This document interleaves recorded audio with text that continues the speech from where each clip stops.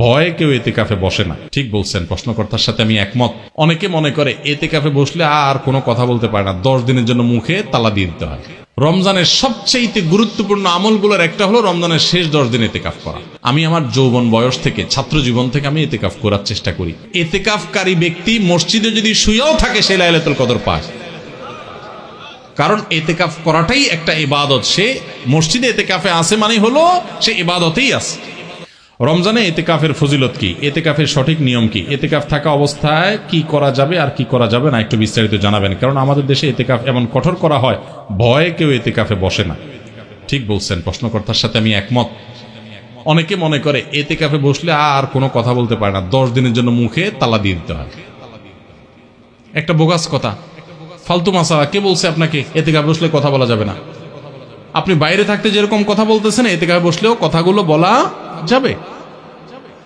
অনেকে মনে করে এতেকাফে গেলে বোধহয় পাথরের মতো থাকতে হয়। না, আপনি বাসায় যেভাবে থাকতেন মসজিদেও ওইভাবেই থাকবে।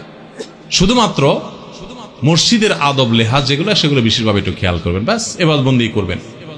এতেকাফ এমন একটা আমল ভাই, আমি এখানে যত মানুষ আছেন যদি জিজ্ঞাসা করি আপনাদের জীবনে কার কার রমজানের শেষ 10 দিন মসজিদে এতেকাফ করার সুযোগ হয়েছে, আমার তো মনে হয় না যে 20টা হাতে উঠবে।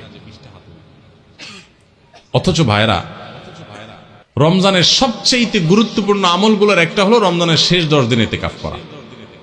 আমাদের প্রিয় নবী সাল্লাল্লাহু আলাইহি সাল্লাম, আপনারা অবাক হবেন জানলে, উনি রমজানের রোজা ফরজ হয়েছে যখন 2 বা 3 হিজরিতে, তখন থেকে নিয়ে ওনার মৃত্যু পর্যন্ত, ওয়াফাত পর্যন্ত 1 বছরও রমজানে এতেকাফ ছাড়েন নাই। যে আমলটা আপনার নবী কোনো বছর রমজানে ছাড়তেন না, সেটা আপনি সারা জীবনে একবারও করেন নাই। চরম শত্রুর সাথেও তো মানুষের এরকম বৈপরীত্য হয় না। সেখানে নবীর উম্মত হয়ে যে আমল আপনার নবী জীবনে কোনোদিন ছাড়েন নাই, সেটা আপনি জীবনে কোনোদিন করেন নাই। কত বড় কপাল পড়া ভাইরা আমার। এতেকাফটা কি জানেন? কারোর বাড়িতে কারোর পায়ে জড়ায় ধরে আমরা পড়ে থাকি না? অনেক সময় দেখা যায় না, কিছু গরিব মানুষ, কিছু ফকির ভিক্ষুক দেখা যায় পাও জড়ায় ধরে সাপ দিয়ে যান, তখন না দিয়ে পারে মানুষ। কারোর দরজার সামনে যায় বসে গেলেন, ভাই যেভাবে হোক দেন। এতেকাফটা হলো অনেকটা এরকম, আপনি কাপড় গাটি বোসকা নিয়ে, কাপড় চোপড় নিয়ে, কাঁথা বালিশ নিয়ে আপনি আল্লাহর ঘরে যায় চলে গেলেন, আল্লাহ মাফ করা ছাড়া আমি আসবো না। এতেকাফে যদি কেউ থাকে শেষ 10 দিন, এতেকাফকারী ব্যক্তি মসজিদে যদি শুয়েও থাকে সে লাইলাতুল কদর পায়, কারণ এতেকাফ করাটাই একটা ইবাদত। সে মসজিদে এতেকাফে আছে মানে হলো সে ইবাদতেই আছে। বুঝেন নাই কথা ভাইরা আমার? এই জন্য রমজানের শেষ 10 দিন এতেকাফের নিয়ত করেন। যুবকরা আরো বেশি নিয়ত করেন। আমি আমার যৌবন বয়স থেকে, ছাত্র জীবন থেকে আমি এতেকাফ করার চেষ্টা করি। আপনারা যুবক আছেন যারা, 4-5 জন বন্ধু যারা নামাজি, ভালো মানুষ, ভালো কয়েকজন মানুষ মিলে মসজিদে এতেকাফ। আমাদের সমাজে ভালো মানুষের বড় অভাব। আজকাল কিশোর গ্যাং আমাদের দেশে শুরু হয়েছে। যুবকরা নানান ভুল পথে চলে যাচ্ছে। এগুলো থেকে বাঁচাবার জন্য তাদেরকে মোরালিটি দেন। আমাদের শিক্ষা থেকে ধর্ম চলে যাচ্ছে, সব জায়গা থেকে ধর্ম বিদায় করে দেওয়া হচ্ছে, সাংস্কৃতিক আগ্রাসন চালানো হচ্ছে, সন্তানদের ধর্মহীন করা হচ্ছে। এর পরিণতি যে কত ভয়াবহ সেটা আমরা এখনই দেখতে পাচ্ছি, সামনে হয়তো আরো বেশি দেখতে পাবো। কয়দিন আগে দেখেন নাই যে শিক্ষক আর ছাত্র মিলে মদ খাচ্ছে কোথায় জানো? দেখেন নাই ভিডিও?